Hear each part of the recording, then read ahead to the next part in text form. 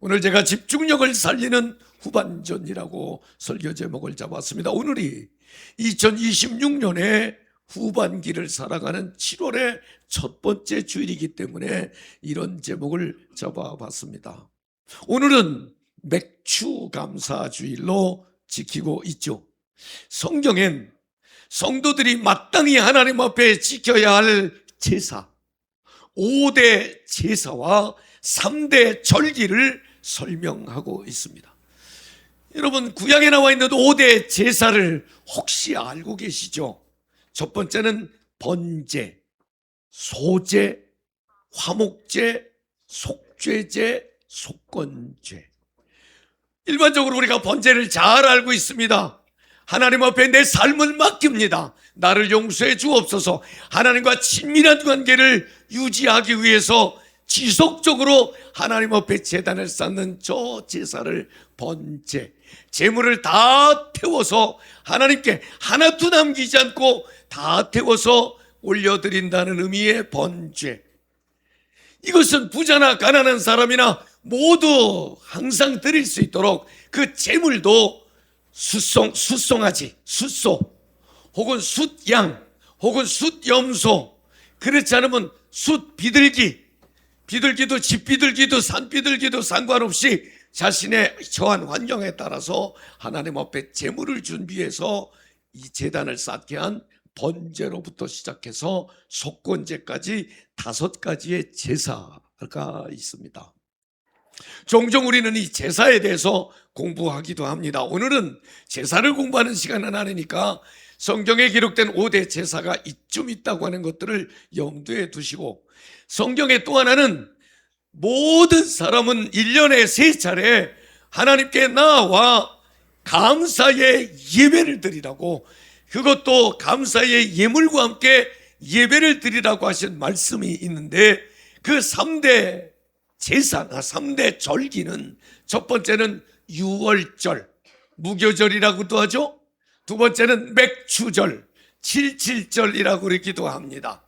그리고 세 번째는 수장절, 초막절이라고 그러기도 하고, 이 유월절은 애굽에서 탈출한 것을 기념하고 감사해서 구원해 주신 은혜에 대해서 감사해서 지내는 절기이고, 맥추절은 가나안 땅에 도착해서 첫 번 농사를 지어서 첫 번 수확을 거두어서 하나님 앞에 먼저 감사의 예배를 드리는 절기를 맥추절, 오늘 우리가 드리는 이 맥추절 예배이고, 수장절은 한 해의 모든 농사를 마치고 나서 모든 수확을 거두고 하나님 앞에 한 해를 지켜주신 은혜에 감사해서 제단을 쌓는 이 예배를 맥추감사주일, 추수감사주일, 또 수장절, 초막절 이렇게 부르고 있습니다. 계절적으로는 6월절은 봄쯤에, 맥추절은 지금처럼 여름쯤에, 수장절은 가을쯤에, 그러니까 1년에 3차례 모든 백성은 하나님께 감사의 절기를 지키라고 그랬습니다. 자, 맥추절, 첫 수확을 거두어 첫 농사를 짓고 가나안 땅에 와서 자리를 잡으면서, 여러분 쉽지 않았을 거예요. 어쩌면 농사는 마쳤지만 농사라는 게 뭐 집집마다 다 풍년인 건 아니잖아요. 어느 해는 잘 되기도 하고 어느 해는 안 되기도 하고, 어느 집은 잘 되기도 하고 어느 집은 안 되기도 하는 게 농사 아니겠습니까? 그러나 그런 상황 형편에 상관없이 첫 번 농사를 마친 다음에 모든 백성은 하나님께 감사의 예배를 드리라고 하는데, 이 의미를 가장 함축적으로 잘 담고 있는 말씀이 오늘 읽은 성경 말씀이거든요. 오늘 하박국서 3장 17절과 18절 말씀은 아마 여러분 자주 평소에도 묵상하는 말씀일 것입니다. 한번 볼까요? 오늘 제가 봉독을 했는데 저에게 여러분에게 주시는 말씀으로 다시 한번 여러분께서 봉독해 주시기 바랍니다. 시작.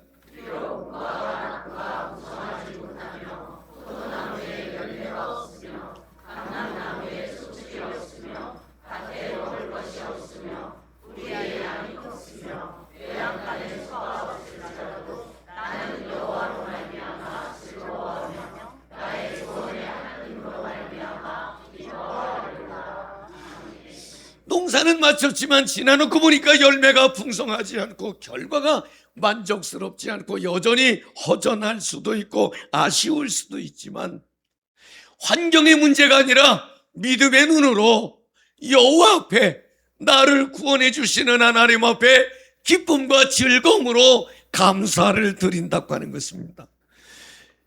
여러분이 하박국 3장 17절 18절의 말씀 이전에 3장 2절 말씀에 보면 이런 말씀이 있습니다. 여호와여 내가 주께 대한 소문을 듣고 놀랐나이다. 나는 힘들고 어렵고 지금도 여전히 약점과 한계가 있지만 하나님에 대한 소문을 들었습니다. 하나님이 손대시면 잘 안 된 것, 무너진 것, 연약한 것 언제든지 회복될 줄 믿고 하나님 이 나라와 이 민족과 우리를 수년대 하나님 부흥시켜 주옵소서. 하나님의 부흥을 믿으며 소망이 하나님께 있음을 믿기 때문에 하나님으로 인하여 나는 감사합니다. 기도가 응답되지 않을 수도 있고 삶이 풍족하지 않을 수 있어도 열매가 있고 결과가 있어서가 아니라 지금도 여전히 나와 함께 하시는 하나님의 미래를 내 손을 잡으신 하나님의 은혜를 기대하며 감사의 예배를 드리라고 하는 것입니다. 여러분 맥주절 우리에게는 좀 생소합니다. 저는 평생에 한 번도 농사를 지어본 적이 없고 사실은 아직도 잘 몰라요. 벼도 잘 모르고 보리도 잘 모르고 몰라 생전 경험을 안 해봤으니까 뭐 책으로나 보는 거지.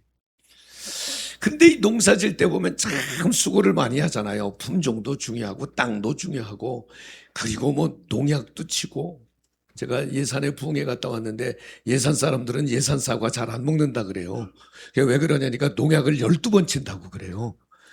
자기들도 잘 안 먹는다고 그래요. 참 이게 굉장히 중요하잖아요. 약도 중요하고 노력도 중요한데 그러나 그 모든 것이 잘 준비돼도 햇빛이 없고 비가 없고 바람이 없으면 어느 과일도 용 빼는 재주 없잖아요. 중요한 건 하나님께서 다 그것도 값 없이 거저 무료로 다 주시는 거 아니겠습니까?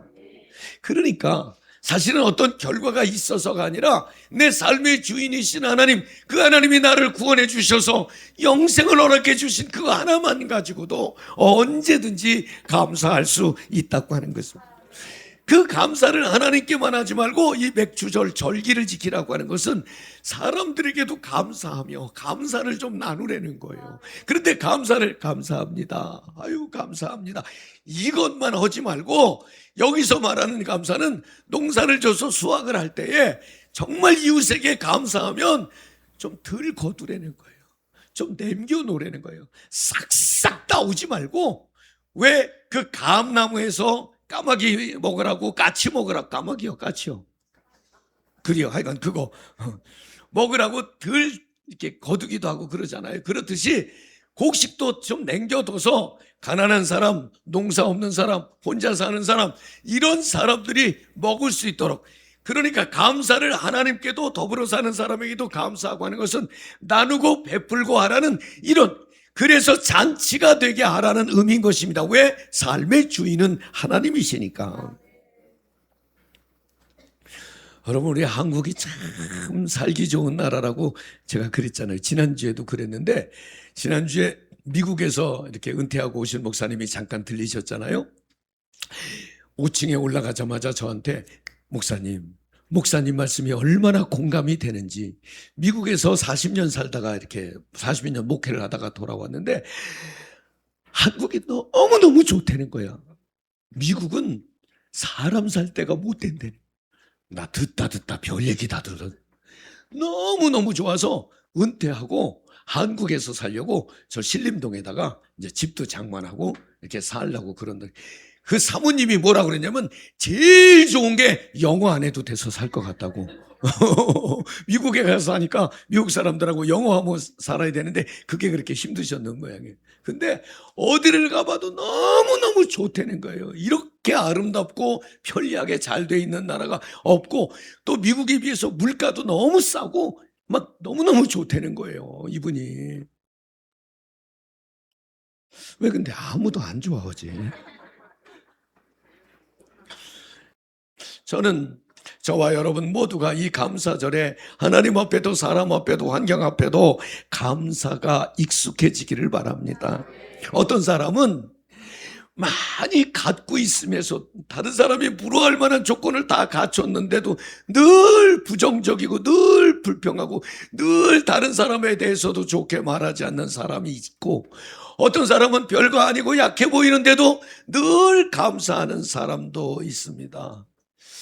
영어에 이런 말이 있습니다. All complaining is against God. 모든 불평, 그 불평이 하나님이든 사람이든 환경이든 모든 불평은 all complaining is against God. 하나님을 대적하는 것이다. 불평하는 것은 하나님께서 기뻐하는 일이 결코 아니라고 하는 것입니다. 여러분, 감사가 충만하기를 바랍니다. 오늘 맥주절이잖아요.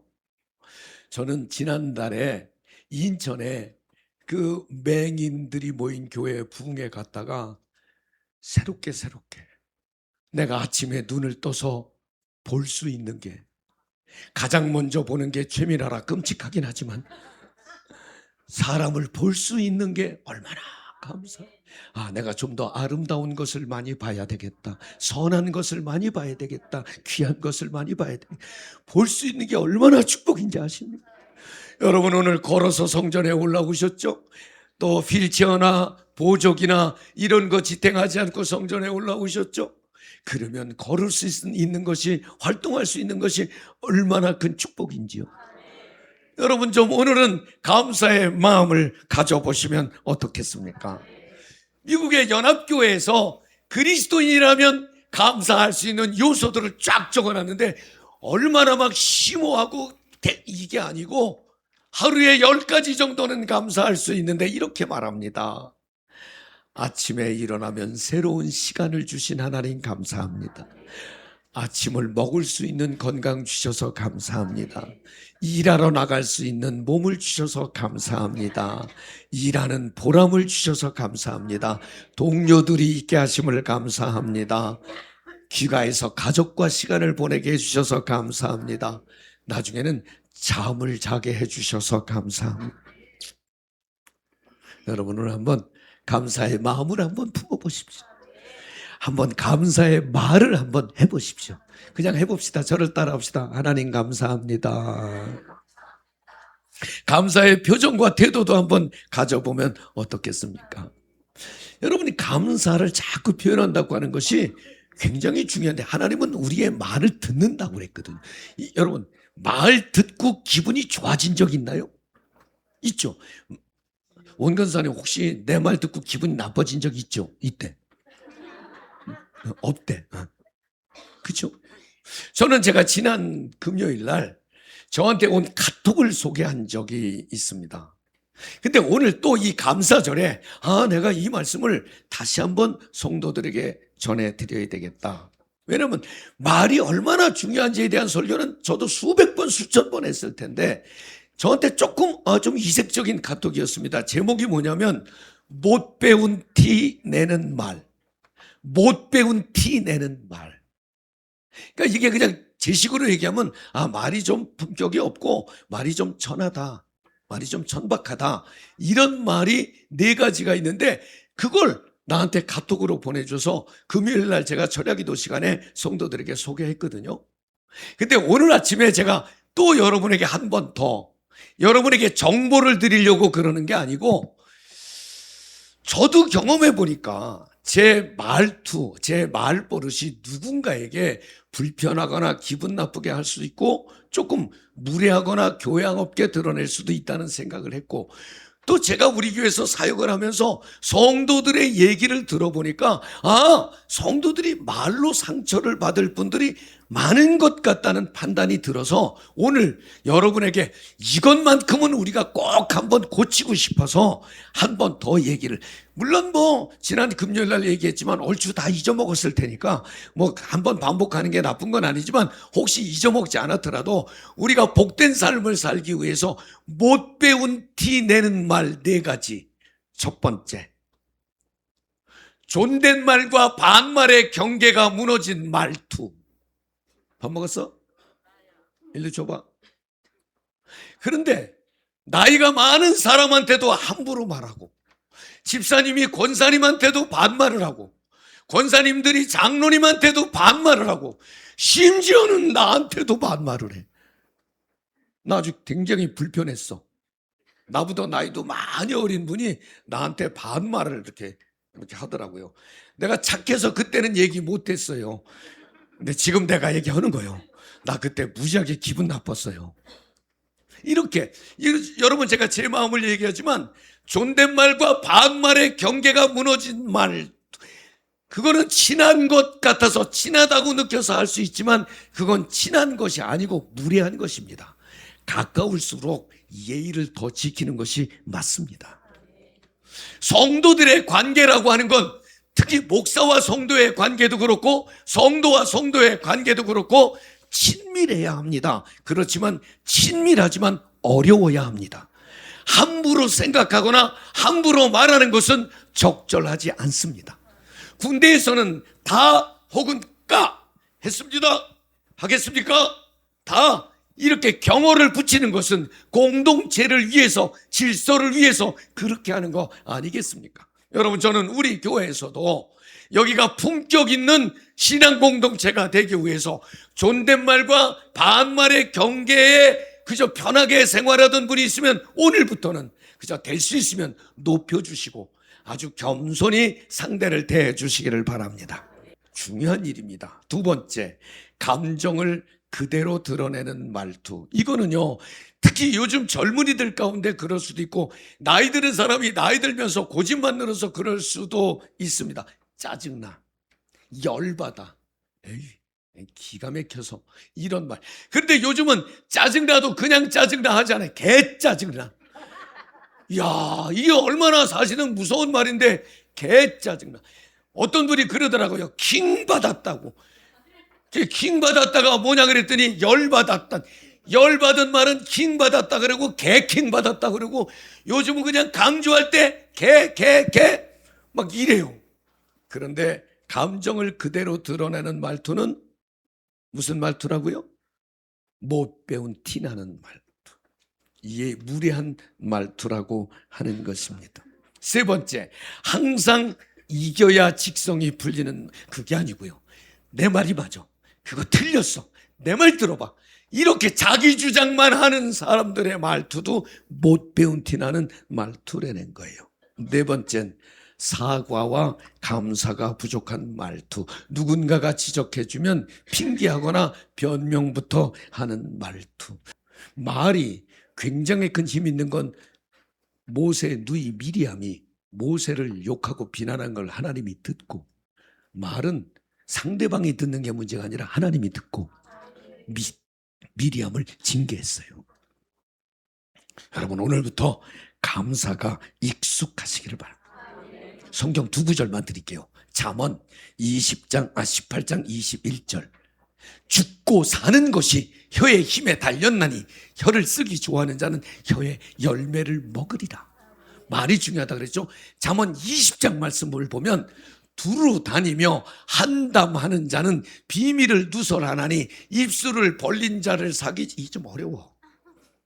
요 말을 북한 성경은 어떻게 썼는지 한번 볼까요? 한번 읽어주세요. 나는 읽기도 싫어. 자, 시작.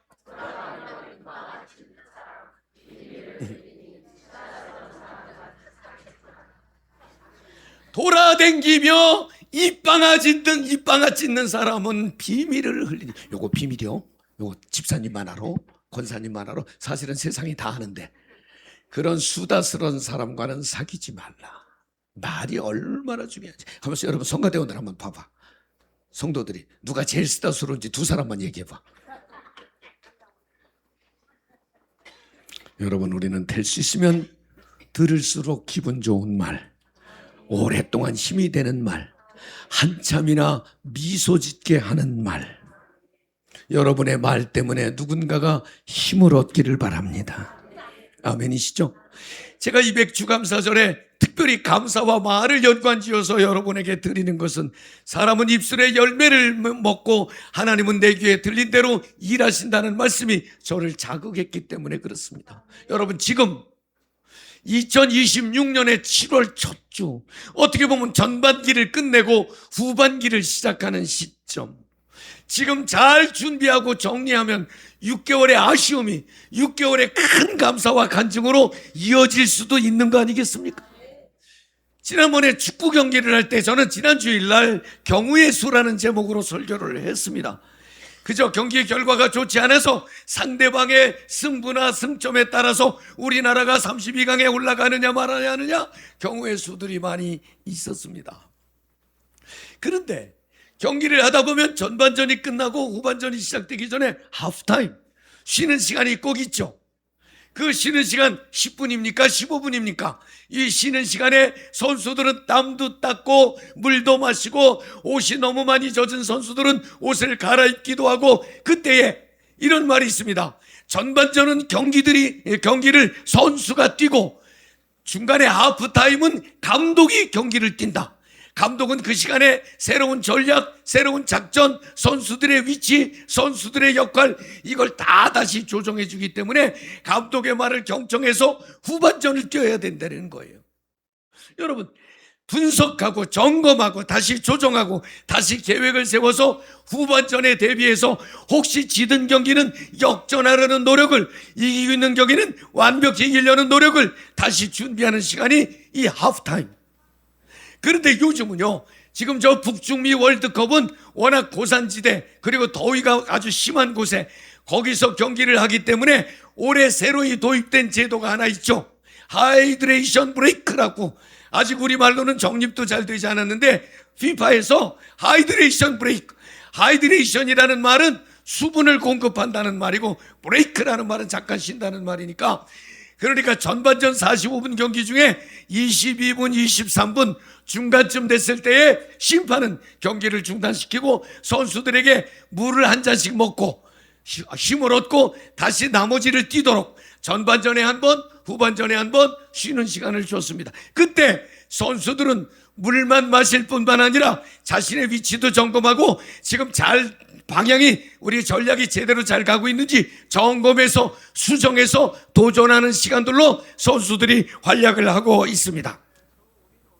여러분, 우리의 신앙도 지난 6개월 열심을 다해서 달려오셨죠? 어떻습니까? 아우, 참 세월이 빨리 갔네. 어쩜 이렇게 시간이 빨리 갔지? 눈 깜빡할 사이에 6개월이 갔네. 아마 여러분 모두 그런 느낌이 있을 거예요. 너무너무 빨리 지나온 시간. 하나님은 뭐라고 그러실까요? 빨리 왔니? 앞으로 빨리 간다 그러실까요? 저는 적어도 하나님께서는 너 2026년에 남은 6개월은 어떻게 살래? 어떤 비전이 있니? 어떤 목표가 있니? 하나님은 내가 어떻게 살 것인가를 묻고 계실 것 같아요. 하나님, 제가 믿음을 지키겠습니다. 복음의 증인으로 살겠습니다. 내가 신앙에 거리낌 없는 삶을 살겠습니다. 하나님의 아들과 하나님의 딸답게 살겠습니다. 사랑하며 용서하며 복음을 전하며 하나님의 백성답게 내가 남은 6개월을 살겠습니다. 우리의 이런 결단이 있는 이 7월 첫 주, 오늘이 되면 어떻겠습니까? 7월,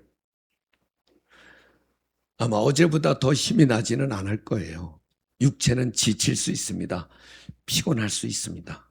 또 모든 게 연약해질 수 있습니다. 그러나 믿음은 깊어질 수 있습니다. 기도는 간절해질 수 있습니다. 사랑의 폭은 더 넓어질 수 있습니다. 그래서 저는 이 하프타임, 7월 첫 주를 시작하는 이 시간, 7월의 열매, 2026년 12월 또 6개월이 지났을 때는 아쉬움과 후회보다는 감사와 보람이 더 가득한 이 한 해가 되기를 주의 이름으로 축원합니다.